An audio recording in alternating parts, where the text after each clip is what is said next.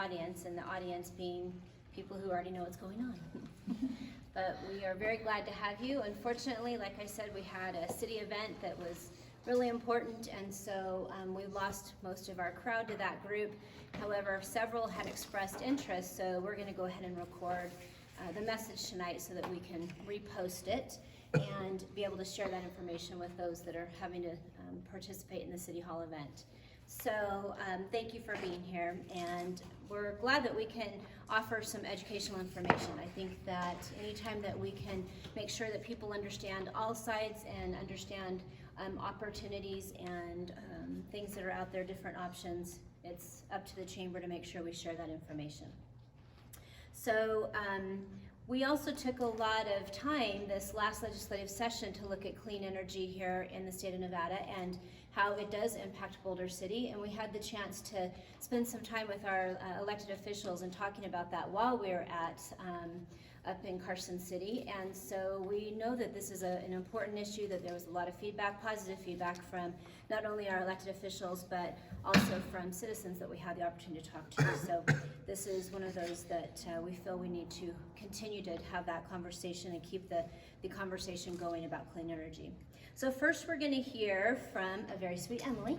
I'll tell you a little bit about her in a second, but she is here from Ceres. A growing number of companies in Nevada and nationwide are procuring renewable energy, investing in energy efficiency and electric vehicles, and setting sustainability goals. From saving money to employee recruitment and retention, Ceres will provide an overview of how businesses are capturing the economic brand benefits of clean energy and clean transportation. So Miss Emily leads Ceres policy and advocacy, outreach, and research for states in the western region of the United States, amplifying the voice of the business community to build support for renewables, energy efficiency, and clean transportation.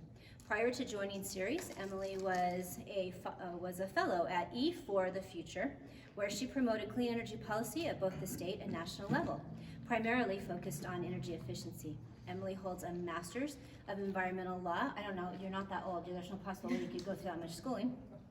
And policy from the Vermont Law School, where she was a research associate with the Institute for Energy and the Environment. She earned her BA in Environmental Studies and History from the University of Wisconsin-Madison, and we're excited to hear more from Emily.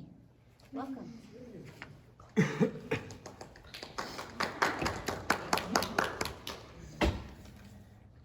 will get my presentation going.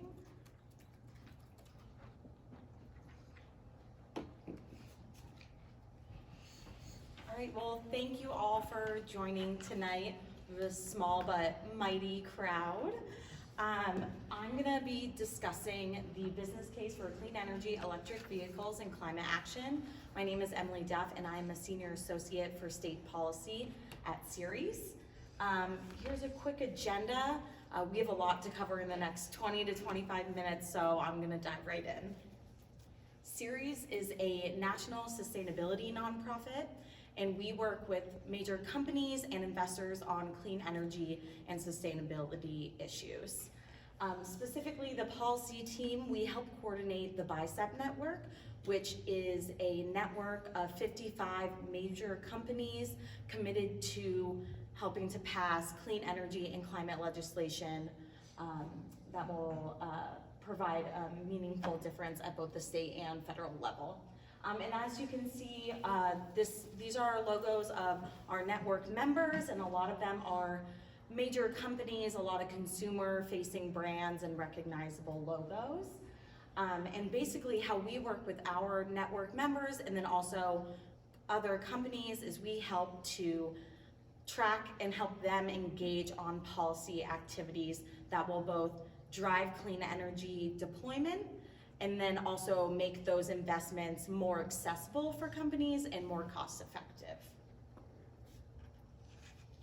And diving into clean energy, you probably can't see this too well, but this is a graph of the corporate renewable energy deals over the past couple of years. And you can see that there's been a big upswing in the number of corporate renewable energy deals. In 2018, corporations accounted for 22% of the large-scale renewable installations, so they're definitely a main driver of advancing clean energy deployment across the US.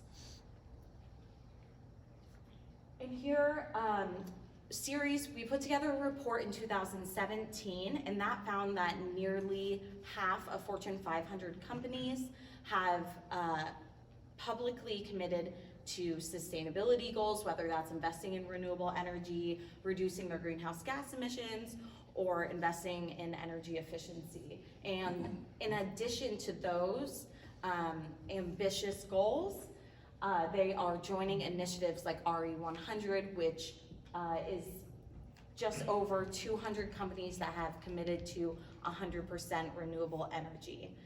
In addition, there are nearly 700 companies that have committed to a science-based target or have actually implemented a science-based target. And basically what that is a company is committing to reduce their greenhouse gas emissions in line with climate science. And right here in Nevada, we did a little research on our own last year and found that over half of the 50 largest employers in the state have either invested in renewable energy or energy efficiency or invested in electric vehicle charging. And we also found that there are 26 companies that have facilities in the state that have committed to 100% renewable energy. And then down below are just a few examples of companies in the state that have implemented and installed renewable energy. And not to be overlooked is energy efficiency, which is the least cost energy resource available. And I just want to point out a couple leaders in the state. Levi's has a distribution center just over in Henderson, which you might have heard of, and their distribution center received the highest honor in sustainable design, which is called LEED, and they earned a platinum rating. And they have found that they've estimated that this distribution center will save them $60,000 a year annually over the next 10 years.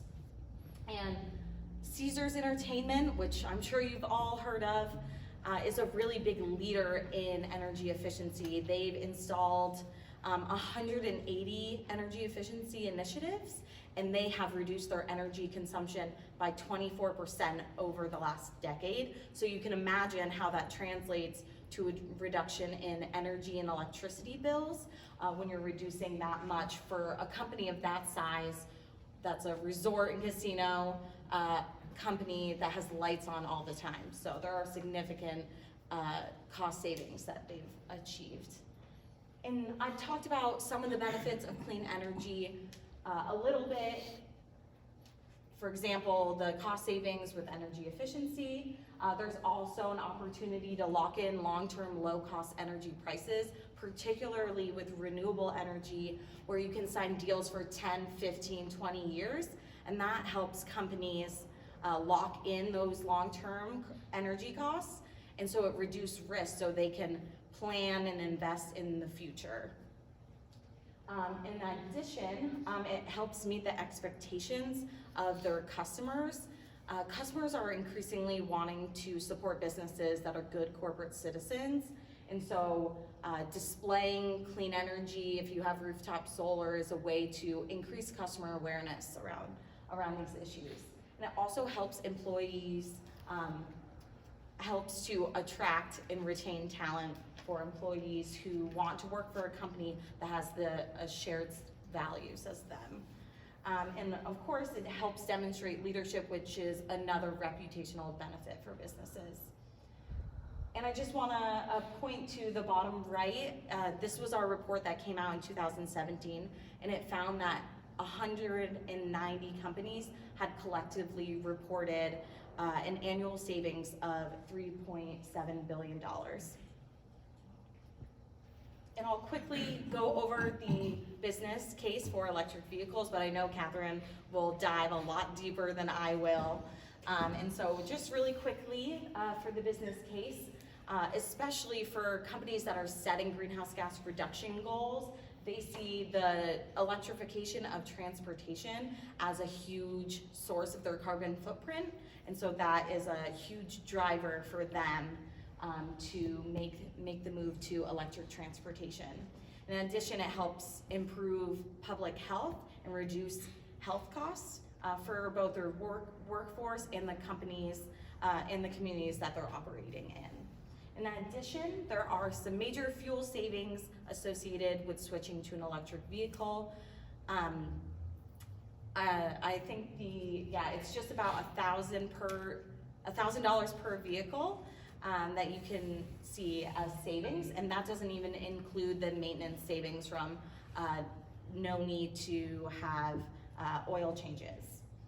In addition, new models are being rolled out all the time, whether that's new pickup trucks that Tesla's rolling out later this month, or commercial vehicles. And so really, investing in an electric vehicle really doesn't mean sacrificing in any way. This next slide just reiterates the business case behind switching to an electric vehicle. This is just pulled from the Department of Energy's website, and it compares a regular gallon of gasoline to an equivalent of an e-gallon, and you can see that it's nearly 3 times cheaper to be charging with electricity. A quick overview of the business case behind transportation electrification. There are 3 main pathways. That includes fleet electrification, workplace and retail charging, and then providing your employees with EV education or incentives. And so for fleet electrification, I discussed the emissions reductions, benefits, and cost savings as well, but also there are fuel supply and price stability that is provided by electricity. With internal combustion engines, there's there's price volatility and supply disruptions as a potential risk for businesses.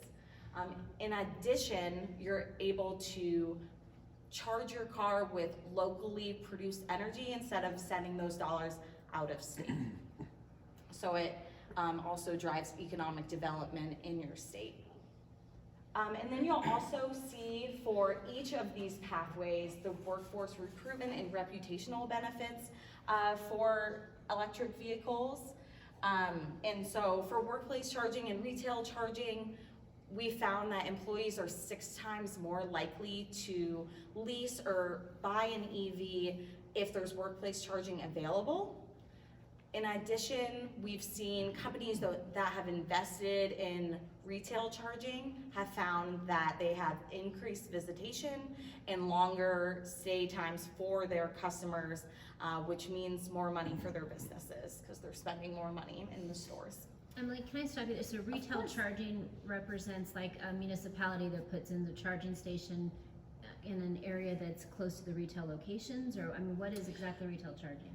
Retail charging is for stores. So for example, IKEA is one of our members, and they're installing retail charging, just a couple chargers at every single store that they own, and they've seen the benefits of increased visitation and longer stay times. And actually on my next slide, I will get to that, so thank you for asking that question. Here are a couple examples of companies that are actually taking action around these different pathways. For example, for fleet electrification, Amazon just came out with a huge announcement about a month or 2 ago that they will be procuring 100,000 electric vehicles by 2030. In addition, IKEA will be providing 100% home deliveries by EVs by 2025.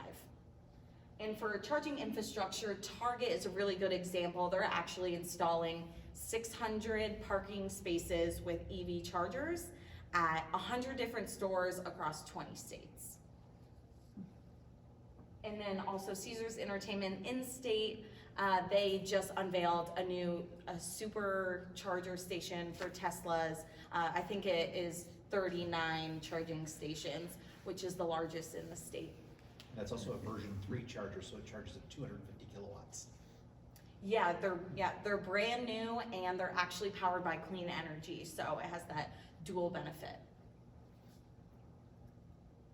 And I want to touch quickly on climate action and the business case behind climate action. So businesses are increasingly seeing the economic imperative of reducing greenhouse gas emissions, and they're raising their voices in support.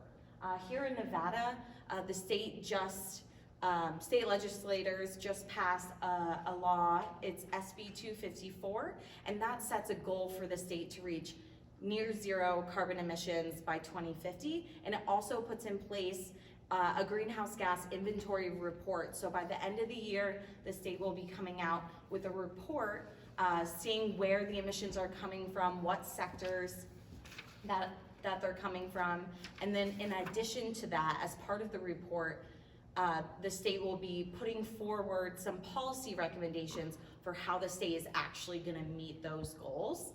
And in the bottom right-hand corner, you can see a sign-on letter that Ceres put together for companies with facilities in the state in support of this legislation.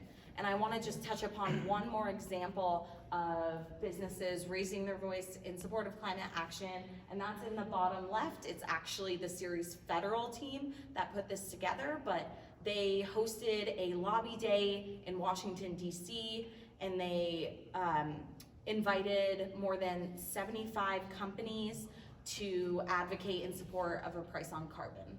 And those companies range from Microsoft to Nike, Johnson & Johnson, Levi's, Vail Resorts. It really runs the gamut. And so companies are seeing the business case behind climate action because they see climate policy moving forward at the state, regional, federal level as important to drive market change, and it's change at a scale that businesses can't do on their own by reducing emissions within their operations and across their supply chains, and need strong policies in place to help them really achieve their goals. And so taking action, how you can take action is typically through your utility, which I just learned that Boulder City has its own municipal utility, but still a lot of these apply. I just checked that out. But for renewable energy, on-site renewable energy, especially solar, provides really great financial savings. And it's also highly visible, so it maximizes those reputational benefits for businesses who install solar on their rooftop. Net metering, so that's small scale on-site solar, and basically what that is a monetary credit onto your electricity bill. So that's how you see those cost savings. And I did see the Boulder City utility provides net metering is available through the utility. And then there's increased solar access, but that is through NV Energy. They'll be putting out a new program that increases solar access, and a small portion, 25%, will actually be held for businesses that meet a few requirements. In addition, there are a lot of great incentives and no-cost offers for investing in energy efficiency, and Boulder City does provide some rebates and incentives around solar water heating, air conditioning, and things like that for energy efficiency. So you can definitely reach out to your utility and see those cost savings there. And there are also electric vehicle charging incentives through NV Energy. Whether that's workplace, public, or fleet electrification. And then there's time of use rates available to make sure that you're charging your car when power is cheapest, which is typically overnight. And so Ceres works on policy as well. So I just want to discuss kind of the business case around advocating for policy. So why advocacy? It provides greater policy predictability, and policies help provide regulatory and market certainty for businesses to help them plan and invest in the future. It also helps shape the rules of the game. So it's important to have a seat at the table when policies are being developed to ensure that your needs and preferences are heard and incorporated into the policymaking process. In addition, and once again, it helps your company's views get heard. And for lawmakers, a lot of times when we're speaking to lawmakers, they're really surprised that businesses are making the decision to invest in clean energy or are making really ambitious goals. And so providing them your sustainability story helps them get a tangible understanding of why businesses are making these decisions, and that can then they can bring that back and have that as a consideration when they're developing policy. In addition, it helps lift barriers and gain access. So letting your needs and preferences be known to policymakers can help tailor policies and ensure that businesses are being represented and making sure that there's increased access for businesses of all sizes. And a few engagement strategies, there's communications, and those types of activities help lawmakers and the public better understand why businesses are considering clean energy and electric vehicles and are supportive of climate action. There's also lawmaker education. So Series provides that in a couple different ways.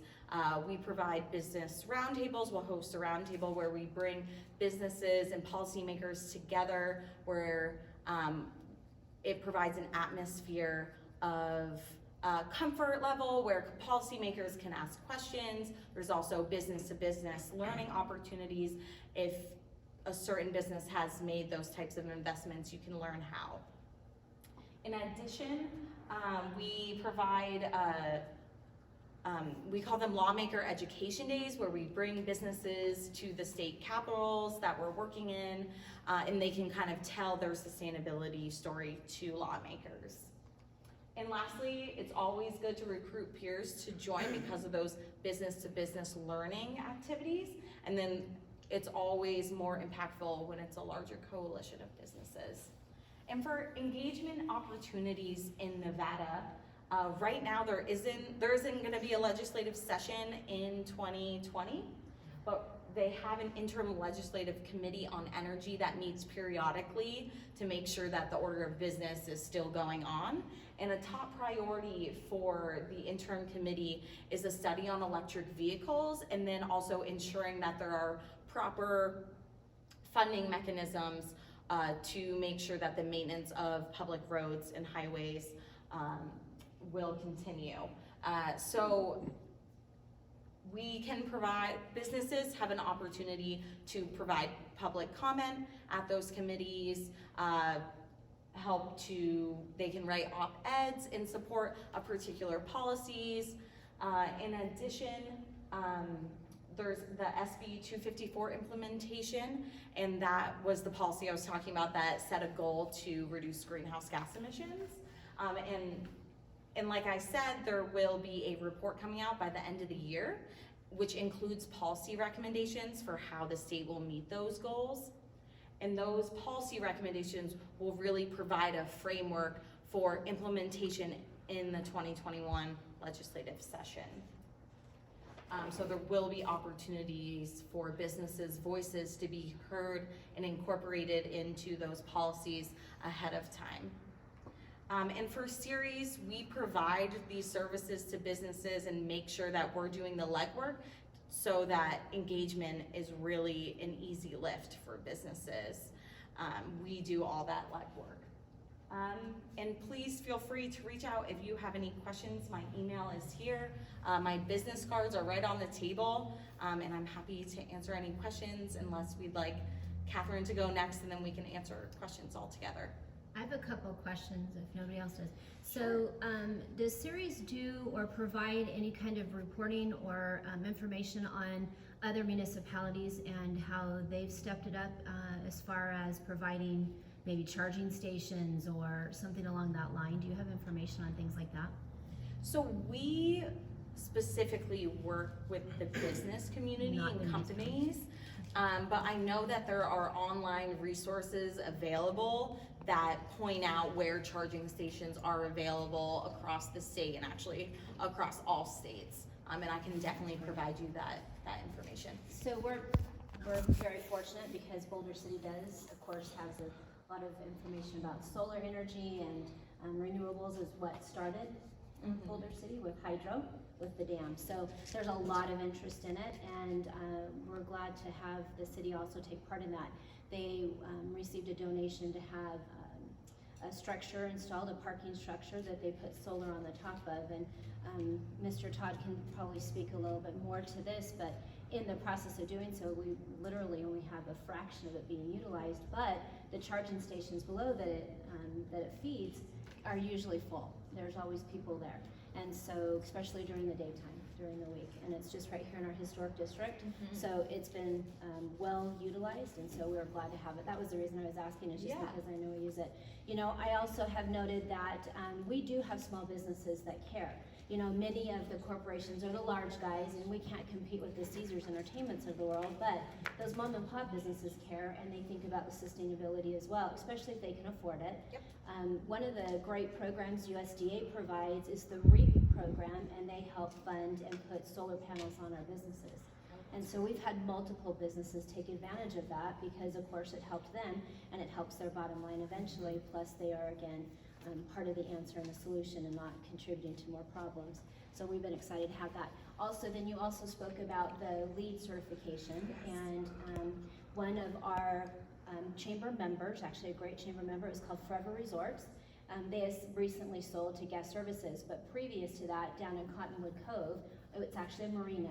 We had one of the first floating LEED certified buildings. And so right here in the state of Nevada, so we were pretty excited really about cool. that. So that's been several years ago, but so again, we get it.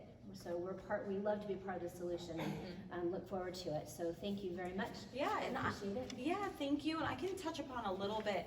We are definitely seeing more of the carports coming in with the solar. One of our members, Dignity Health, that has a few right. hospitals in Las Vegas, in the surrounding areas, has done the same thing at 2 of their hospital campuses, where it provides that dual benefit of when it's a really hot summer day in Las Vegas, protecting the cars from that heat. And then in addition, I know that Ceres works with a lot of the larger companies, but for companies that are interested in the type of work we do and the type of coalition building we do, we will work with businesses of all sizes.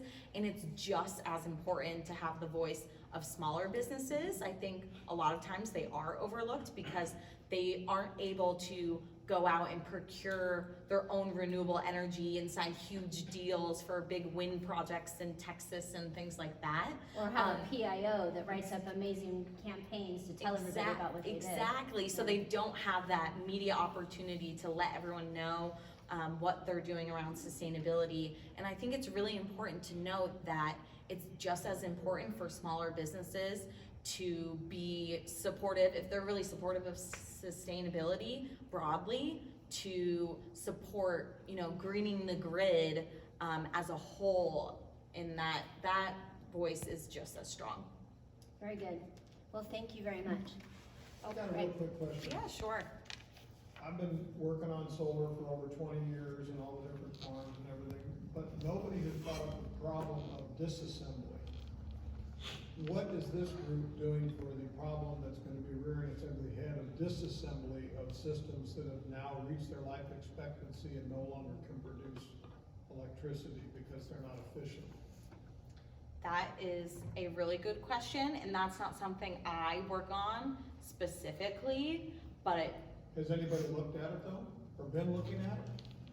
I'm Stuck with that. I used to work at the Solar Energy Industries Association, which is the trade association for Oh, yeah, solar I'm in familiar with DC. And they have an environment, health, and safety committee, and I'm pretty sure that they're looking at that, and PV recycling. So The reason I'm asking is because I got information from somebody that said some of the solar farms that are being put around in Pittsburgh, the old steel mill areas, are actually being eaten up by acid rain because the frames are aluminum, and the actual frames are disintegrating and dropping the panels out of the racks. So if that is true, because it's hearsay, what is the industry going to do for disassembly of the battery racks, the lithium-ion batteries, the motors, the MG1s, MG2s, all the stuff that we're gonna have in the scrap pile within 10 to 15 years, because the technology is gonna outpace itself. So what are we doing in the United States as an industry to take this stuff apart and recycle it as much as we can? what do you mean, for the cars or for solar? Everything Probably is. for both. Well, for the, Well, they're putting battery banks in our solar farms now. Yeah. I mean, I got 250 gigawatt of battery banks sitting in a solar farm I built 5 years ago. yeah, They well, just brought them in. in terms of the electric vehicles and that battery, I mean, there's tons of research going around now for looking at the second life of the battery before it's even recycled. And so, I mean, Germany, the BMW, they've done tons of pilot programs about how you can use the EV battery then as solar storage for ancillary services and whatnot. And then Southern California Edison did a program with, I forget which car manufacturer, but also looking at that as a solution. I mean, the battery can last a long time though. I mean, there's recent studies from Tesla that showed that you could charge it and recharge it for over 1 million miles, which is incredible, and only lose about 10% of the capacity. So I think there's for sure people working on that. I don't know what the end of life cycle is, but there's definitely already recycling programs and standards in place in China and Europe, and those are the biggest markets so far for EVs, and so that'll drive everything here. I also got to see while I was at the Gigafactory in Reno for the grand opening. Tesla announced that they were, once the batteries would no longer work in the cars, they would take them out of the cars, put them in home storage and grid storage batteries, which would give them another 20-25 years of life. Yeah. At the end of that, they would take them back, And recycle. break them down, recycle them, and make new batteries out of them. Yeah. So eventually, it would be a closed loop system that we just keep recycling batteries and Yeah, not have to mine lithium any new lithium. Lithium is too precious to let it go. So I don't know if either of you, and I'm going to introduce Carolina here in a second, if either you have any information or could at least get us maybe some references or reports or links or something that I can check out, because you know the actual plants that we have here, the solar plants we have here, Mr. Todd's question speaks directly to that for us in the future, and something that we should look to as a community to have a better understanding of. So not just the battery side of things and the electric vehicle side of things, but more the actual solar generation and manufacturing, and what it's, you know, what do we do with those plants, and what are we going to be left with as a community when we have a plant that's no longer usable or has maxed out its life. Yeah, let us dig into that. We I'm love happy it. to do a little research for you. Thank you. I very much love it. Thanks, Emily. You're awesome. We appreciate your time. Thank you for being here. So I had mentioned Miss Carolina. She's not feeling super well, so she's back there kind of hiding out. But we're really glad that she is here, and she has been instrumental in keeping us updated at the chamber level with the information and the things that went on during legislative session. And so she currently is also following the interim legislative committee on energy and understanding a little bit more about what they are doing as far as putting together the details for coming up with this report that will eventually go back to the next legislative session and share a little bit more about the impact of electric vehicles on our roads and being prepared and making sure that we meet those funding needs for keeping our infrastructure whole. So we appreciate you, and thank you very much. So Carolina seems to be my go-to person if I have any questions. She seems to have all the answers. All right, so I'm excited to introduce our next speaker. This is Miss Catherine, and she's from Plug In America. The future of transportation is widely seen to be electric. Not only electric vehicles are better for air quality, but they also have save businesses and consumers money. Attendees will learn the basics and benefits of driving electric and understand how their businesses can reap these benefits. So thank you for being here. And this is Miss Catherine. Well, I'm going to read. You're amazing. She's amazing. I was very impressed. Catherine is the policy director for Plug In America. Catherine is focused on promoting policies and programs that will transform the transportation sector and encourage more EVs on the road. Prior to her work at Plug In America, Catherine was a director of government affairs at the Solar Energies Industry Association, focused on policies to promote solar energy at the federal level as well as southeast and northeast regions, along with the regulatory work at the numerous federal agencies. She received her master's from American University in Global Environmental Policy and bachelor's in chemistry in German from Boston College. So I'm very excited to welcome you. Thank you. I'm not doing anything with that chemistry degree right now, or my German degree. I was saying, so what about German? That's I'm awesome. about to pay off my student loan, so I'm excited about that. Congratulations. Yeah. So, okay. Well, I could talk about electric vehicles all day long, so someone might need to help keep track of the time here. So I always like to start with a little icebreaker, so I'll tell you an electric vehicle joke. And my presentation is meant to be interactive, so get ready. So what do electric vehicles drink for breakfast? Energy drinks? Close? Nope. Anybody? Juice. Get it? Electricity, juice, haha. So, right, I'm Catherine Stankin, I'm the policy director with Plug in America. And has anybody seen the movie Who Killed the Electric Car? Yes, a few of you, great. So that's how Plug in America we got our start. We were the passionate EV consumers back in the day in the early 2000s, and all of our members, they owned the GM1, the EV1, and then GM decided to take back that car, recall it, and crush it. And our EV drivers were really heartbroken about that. And so they got together and formed an advocacy group, and that's where our roots are. So we are a nonprofit, a 501c3. We became a professional organization in 2008, and again, we're the voice of the EV consumers. We do policy and advocacy work. We have a program called Plug Star, which is our consumer engagement program, which will help you select the right electric vehicle for you. Compare it to other gas cars, and connect you with dealers nearby that are also educated in selling the cars. And we run National Drive Electric Week and Drive Electric Earth Day. So we have a lot to cover today. We'll get into the market, we'll get into some different makes and models, types of charging, what it even means to drive electric, and then we'll look at the business case as well and dive a little bit deeper. Emily covered a bunch of it, but we'll get into some more of the specifics. So here we have just some basic definitions. So obviously we're not talking about gas cars, but we're also not talking about hybrids. So an example of a hybrid is the Prius. And I have this up here because we get asked all the time, like, oh, I drive electric, I drive a Prius. No, you don't. If you're driving a Prius Prime, that is electric. A Prius Prime plug-in, that is electric. But there's a big difference between just the hybrid cars and the plug-in cars, the electric cars. And then even within that category of electric cars, there's the plug-in hybrid electric cars and the electric vehicles.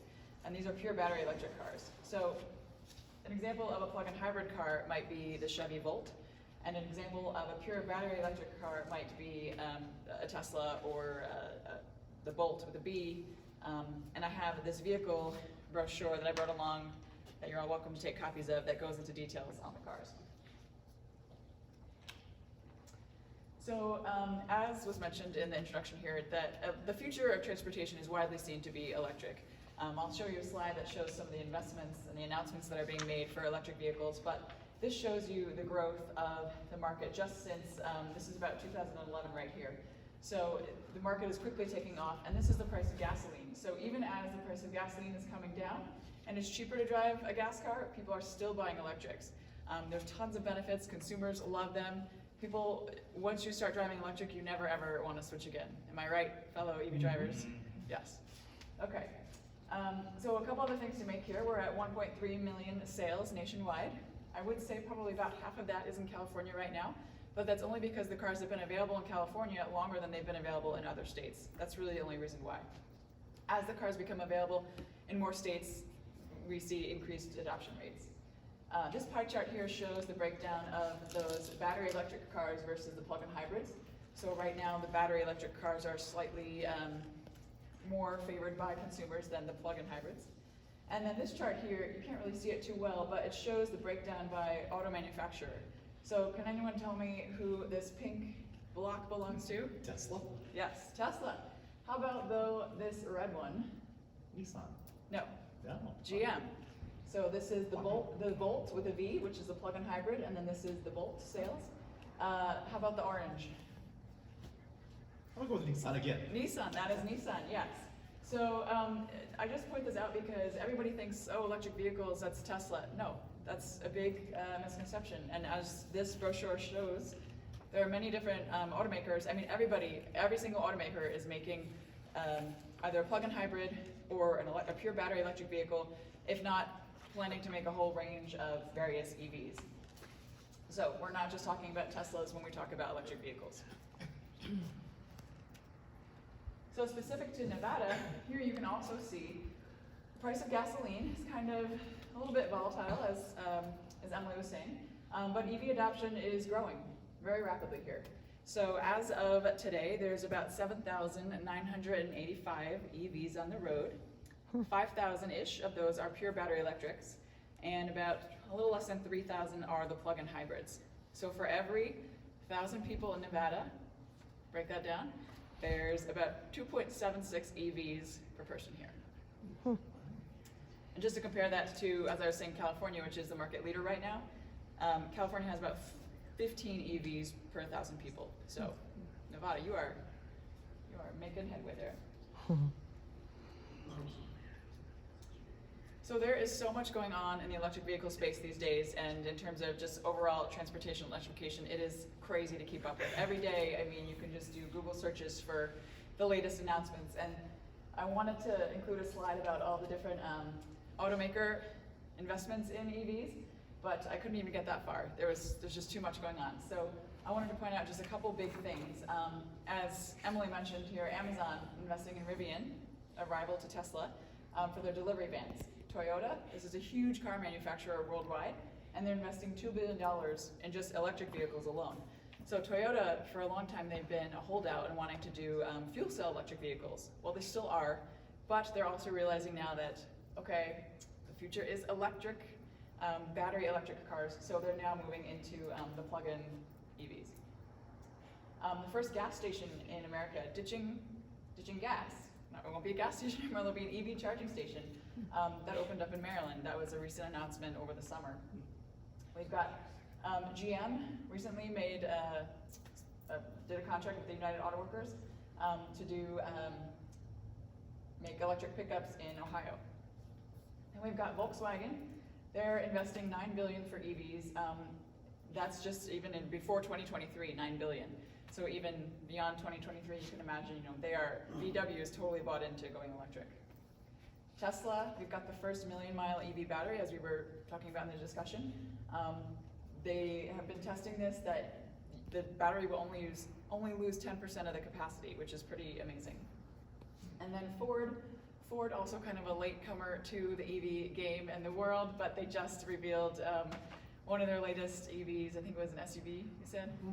Yeah. Yeah, Sunday they announced the Ford Mustang Mach-E. Right. And they're supposed to be releasing at least 20 more EVs by 2023. But they've also, this is an announcement about them partnering with Green Lots to install charging stations, or to partner with them so that their customers have access to the charging stations around the country. So that's somewhat significant. But what is going on in Nevada? So these are all of the companies that I could find that were somewhat tied to the electric vehicle industry. Obviously you've got the big ones, Tesla Motors, the Gigafactory and Sparks, and Panasonic making batteries and Sparks as well. But you've also got all these different components in the EV supply chain. The College of Engineering at the University of Nevada, Reno, that campus up there, they're also doing big investments into EV research. And Lithium Nevada, this is a new lithium mine that'll be opened before 2021, and that will be fairly significant for Nevada as well.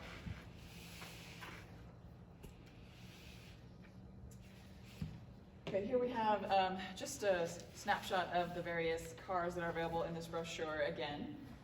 But I encourage you to take a look at it just to see the various, again, automakers making the EVs, the range, and the prices.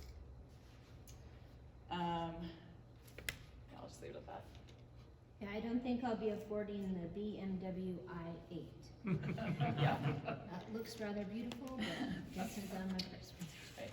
But I'll just point out, I guess, that just even 3 years ago, there would have been maybe 4 or 5 cars on here. And now in 2019, we have over 40 makes and models, if not more, and as I mentioned, each automaker has been announcing a line of EVs coming out. So we won't be able to have this brochure just on 4 pages in the near future. I remember when this was just a one-page brochure. Exactly, right. Yep. It was not that long ago. So why even drive electric? Well, luckily today in the room you've got a number of EV drivers here, so if you're interested in learning more, you can talk to any one of them after. They'll probably talk your ear off, but you'll get a ton of information firsthand. So I encourage you to do that. But one of the main reasons is affordability, and as Emily shared this same e-gallon calculator from the Department of Energy, it is very cheap to fuel up your car with electricity. essentially. Another good reason is for the air quality issues. The pure battery electric cars have no tailpipes, so there's no bad emissions coming from your tailpipe. Convenience, you charge at home overnight usually, so your car is essentially full when you wake up in the morning. There's no, in the pure battery cars, there's no oil changes, there's very little maintenance needed. Environmental stewardship, obviously EVs are much better for the environment, and there's been a ton of studies done that even including the mining aspects, overall life cycle emissions are much better coming from electric cars than from the gas cars. Even if the grid, even today's grid, given that some of the grid in Nevada is powered by coal, some by renewable energy, et cetera, it is still cleaner on the whole than gas cars. There's the national security element about how your fuel dollars are then staying in Nevada versus going being exported. And I learned recently that Nevada is a net importer of oil. So every year annually, I think $5 billion are exported out. So just think keeping that $5 billion in state, what that could do for jobs, for a lot of economic development in the state. And then finally for performance, again, I'll encourage you all to take a test drive in with one of our EVs. It's a smooth ride, it's quiet, it's instant torque. I mean, it's amazing. Once you drive electric, you will never go back. Okay, so this is of importance to all of the businesses in the group, just looking at where you charge. So the experience of driving electric is not the same as fueling up with a gas car. So most often, 80% of your charging is gonna be done at home or at the workplace. So, and on the different types of charging, there's level 1, level 2, and DC fast charging. So level 1 is with a 120 volt outlet. You'll get about 5 miles per hour of charging. Level 2 is with a 240 volt outlet, and depending on various factors in the battery and whatnot, you can get between 12 and 25 miles per hour of charging. And then DC fast charging, this is more for highways and for corridors, and if you need a quick fill, so to speak. But for 80% of the charging, again, this is going to be done at home and at the workplaces. So we really need to focus on, for the EV consumers, making sure there's adequate charging levels at these bottom levels of the pyramid before we're moving to this section up there. Okay, so now what does the EV consumer really need? And so I just wanted to include this briefly, that we're not talking about a gas station model here. We're really talking about a whole different way of driving and living with your electric vehicle. So EV drivers, you will need access to a robust network of public charging stations and home charging and workplace charging. The ability to charge at your place of dwelling. This is in no particular order, by the way. You need electricity rates that will encourage the adoption of EVs. You need to know where your station is with up-to-date maps and directional signage. We need consistent etiquette guidelines. We don't want a gas car parking in the EV charging spot. We need a standard method of payment for consumers. Stations that will abide by these interoperability billing standards, so that you're not getting 10 different bills from various vendors. You need to know the total cost to charge before you're starting your charge, the maximum charge rate, and you need to know the operational status of the station. Obviously, you don't want to show up to a station, have it be broken, and not be able to charge and be stranded. That would be bad. Okay, so now to get into the workplace charging, the business case. So really, this isn't that complicated. You're just providing, as Emily was saying, access to charging stations at your workplace for your employees. And so, as you can see from this little graphic here, the orange shows the EV charging, and this is at level 2. So if you were to put in a charging station providing electricity at the 240 volts, and then level 1 at 120 volts, which is just a standard outlet, it is super cheap compared to offering your employees a cup of coffee on a daily basis, or health insurance, or a gym membership or something. So it's a really good employee benefit. You can attract and retain various talent by doing workplace charging. And as Emily mentioned with this stat here, there's significant data out there that shows that if you have workplace charging, that you'll increase adoption of EVs by 6-fold. So there's nothing else that increases EV adoption like having workplace charging available. You can earn lead points, as Emily mentioned. So to do this, it's very simple actually. You would just survey your employees as the first step and figure out who owns an EV, who's considering an EV, who's considering buying a car in the next 1 to 2 years.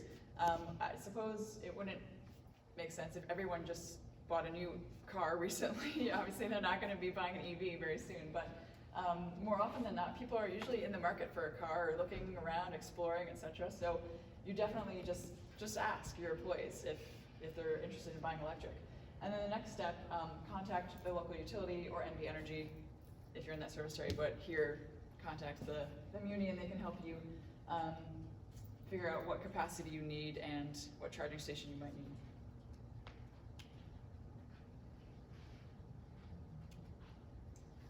So here are a couple examples. I'll start with this Postie Cards business because they are a very small business in Kansas City, Missouri. They only started with one charging station, but it was so popular and everyone in the area came to their headquarters to use it that then they decided to install 6 more, and they opened up the stations to the public, not just to the employees. But they also decided to give their employees a $1,500 incentive if they did purchase an electric car. And they looked at partnering with their local utility, with Nissan, and with ChargePoint, and that's a vendor for the charging station equipment, to promote and to provide additional incentive. So they are kind of the poster child for the small business model. And in Nevada, as Emily was mentioning, some of the casinos have workplace charging, hotels do, auto dealers do, malls do, University of Las Vegas has their tech park, they have charging stations. And then Nevada is electrifying, I think it's Highway 95, correct? Yeah. From Las Vegas to Reno, and all of the businesses along that stretch have been offering charging stations as part of their workplaces, but also offering that to the public. And that was just phase 1 of the electric highway. Now, phase 2 will involve US 15 and a bunch of other of the major highways and corridors in Nevada. So workplaces along those routes can look to partner with the Nevada, I think it's the Office of Energy, Governor's Office of Energy, and either have a free station put in, as long as it remains active for at least 5 years, I think. Yeah, they can look to partner with them to have the charging station put in. You know, once that is complete, then they need to be working with Nevada Commission on Tourism and making sure that tourists are fully aware that that was created, that effort was put into place, and look for that support from the tourist industry. The first one on the Highway 15 corridor just opened in Jean on Monday. Okay. At the Terribles Roadhouse. It's Highway 15, 80, 93, 50, and the rest of 95. Yeah.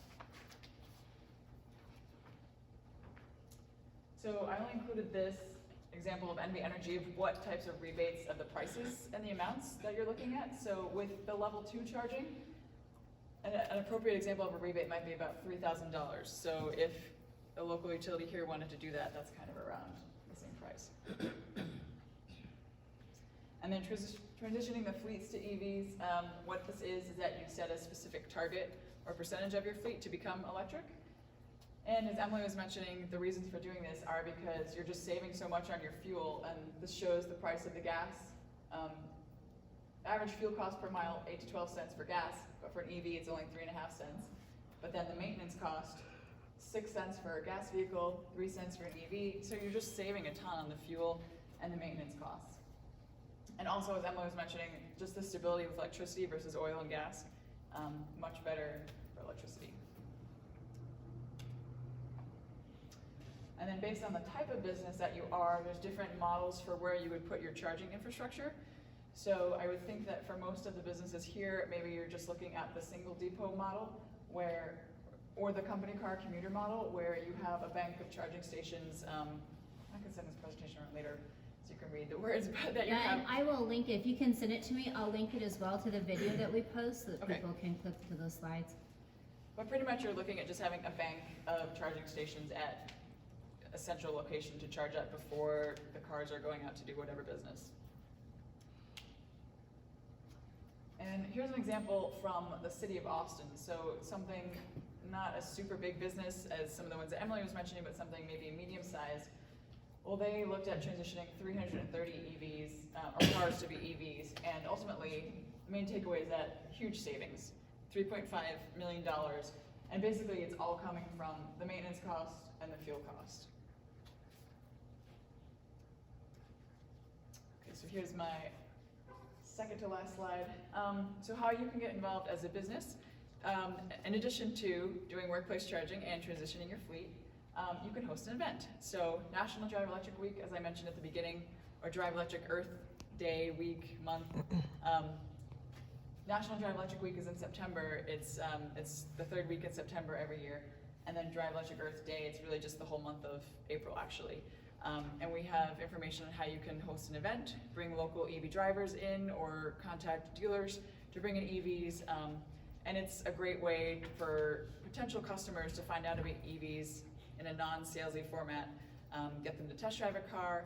It's a good thing for the entire community to bring together, maybe some solar businesses or other renewable energy businesses, et cetera, and just talk about sustainability, EVs, et cetera. You can get involved with the Nevada PUC, and I mentioned this only because the utilities, the big, well, NV Energy, the bigger investor-owned utility here, they are looking to invest a lot of dollars into this space. And so how can you guys here in Boulder City capitalize off of that and maybe partner with them or encourage them to put more of the charging stations along the highways around here so that as people are pulling off the highway, you know, taking advantage of all the other things to do here in Boulder City. And then, as Emily has mentioned with other policy, there's no legislative session this year in Nevada, but there is a lot of opportunity to engage with the governor's office right now, or just even with your legislators in general. They always want to hear what you're interested in so that they can represent you well. And particularly with the legislative session, right, or the committee meetings right now, that people from the legislature are, what is it called? It's the Interim Legislative Committee on Energy. Mm-hmm. That's a mouthful. This acronym here. Well, they're talking about how to pay for the roads, and EVs are a piece of that, and what those fees should look like. And representing the EV consumer, we don't want anything that's too punitive for the EV driver. We agree that EVs should pay their fair share of the roads, but you know, let's make it something that's equitable, and knowing what the future of transportation is going to look like, let's start to plan for that. So get involved with upcoming policy. And then finally, Plug in America and some other groups in Nevada, we will be hosting a Transportation Electrification Forum in February or March next year. So we invite you all here, the Chamber of Commerce, to come and participate there and learn a lot more about transportation electrification. And that's all I have right now. Questions? Questions? I'm going to tell another EV joke.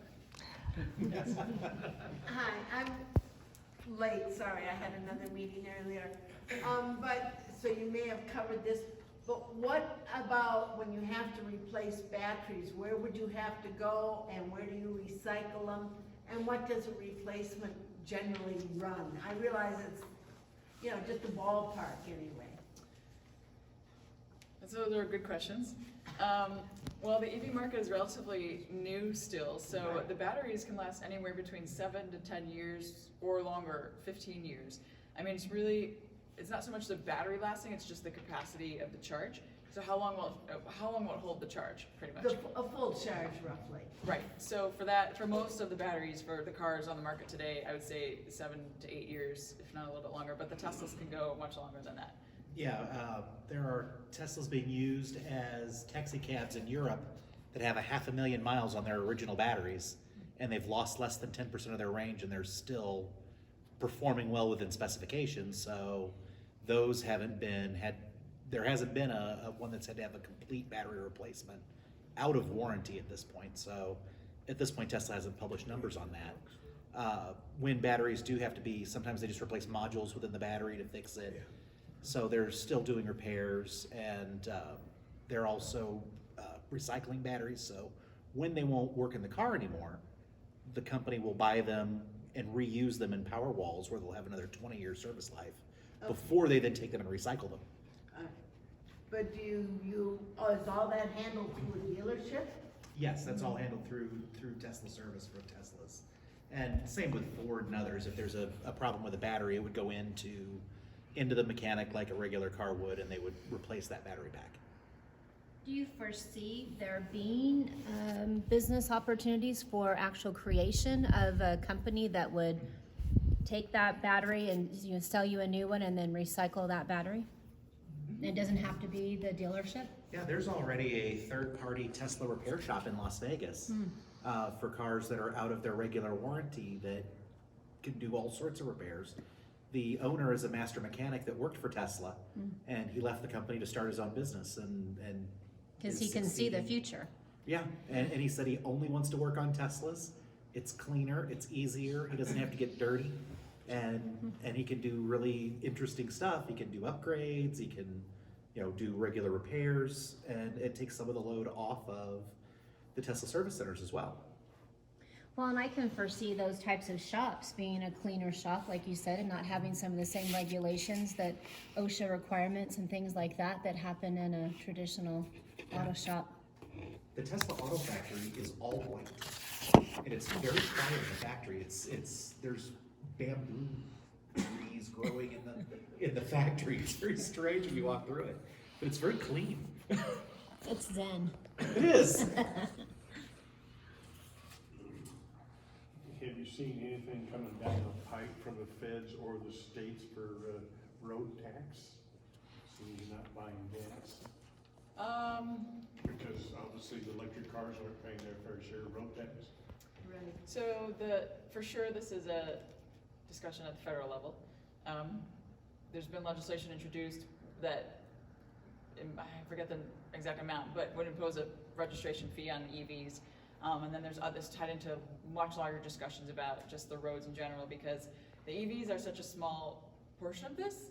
I mean, 7,000 EVs on the road, 8,000 EVs on the road in Nevada compared to, you know, overall, I don't know how many millions of cars here, but it's really the fuel efficiency of the cars that's just gotten improved over time, and the fact that for most states in the country, the gas tax hasn't been indexed to inflation.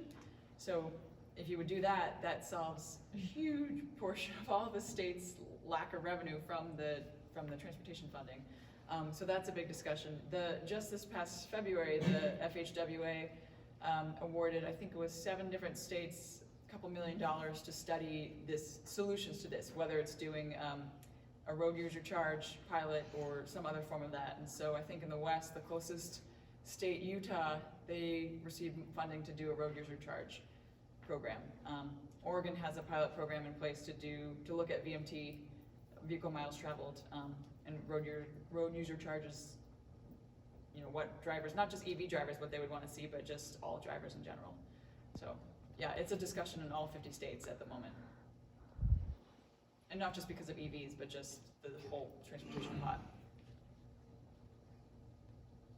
And Bruce, that's exactly what this interim committee is working on. And I've got a lot of information on it. And we're paying attention to it. I jumped on, they had a session meeting on the 15th, and it was live streamed, so you could actually watch what was going on at in the session. And so lots of conversation, and VMT seems to be the direction, but lots of great ideas too. I thought it was some out-of-the-box ideas. But if Nevada solves the problem, then definitely other states are going to be looking to you, yeah, to implement the same solution. I don't know that our legislative body will solve any problems, but we will have hope. Yes.